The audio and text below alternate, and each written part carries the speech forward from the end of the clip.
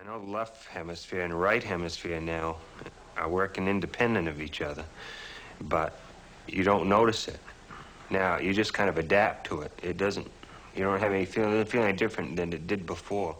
7 years ago, Joe had brain surgery to allay the effects of severe epilepsy. His surgeon cut the nerve fibers connecting his left hemisphere with his right.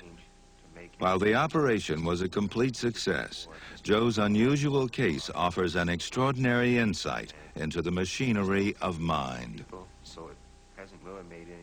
This fiber system, the corpus callosum, is located midway between the two hemispheres. When it was surgically severed in Joe's brain, the transmission of information between the two hemispheres was halted. Michael Gazzaniga. What we can do is play tricks by putting information into his disconnected, mute, non-talking right hemisphere and watch it produce behaviors. And out of that, we can really see that there is, in fact, a reason to believe that there's all kinds of complex processes going on outside of his conscious awareness of his left half brain.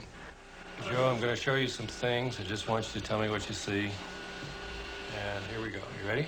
Look right at the dot. Okay. Right. Okay, you ready? Look right at the dot. Grapes. Good. When Joe focuses on a point, look right at the dot.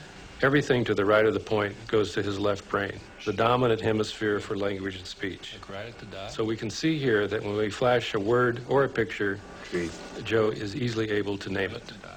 Here we go. See it. Close your eyes and let your left hand do a little work here.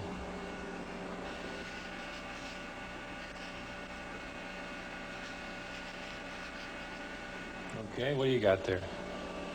Pan. Okay, very good. Now, when a word or a picture falls to the left of a fixation point, that information goes to his disconnected right half brain. And as we can see here, Joe is unable to name it.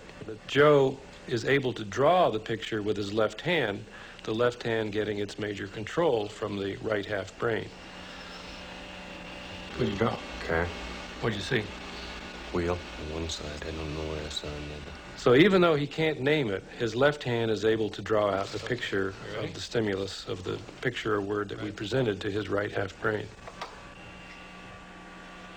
What did you see? Saw a hammer. So just close your eyes and draw with your left hand. Just let it go.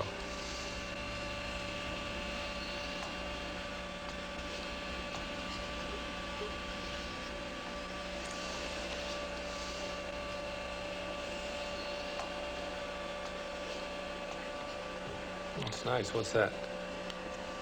Saw. Yeah. What'd you see? Hammer. What'd you draw that for? I don't know.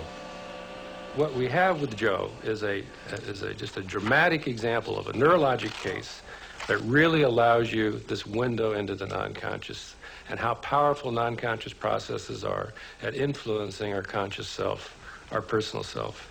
What Joe and patients like him, and there are many of them, teaches us is that the mind is made up of a constellation of independent, semi-independent agents, and that these agents, these processes can carry on a vast number of activities outside of our conscious awareness. Even though that goes on, there's some final stage or some final system, which I happen to think is in the left hemisphere, that pulls all of this information together into a theory. It has to generate a theory to explain all of these independent elements. And so, and that theory becomes our particular theory of ourself and of the world.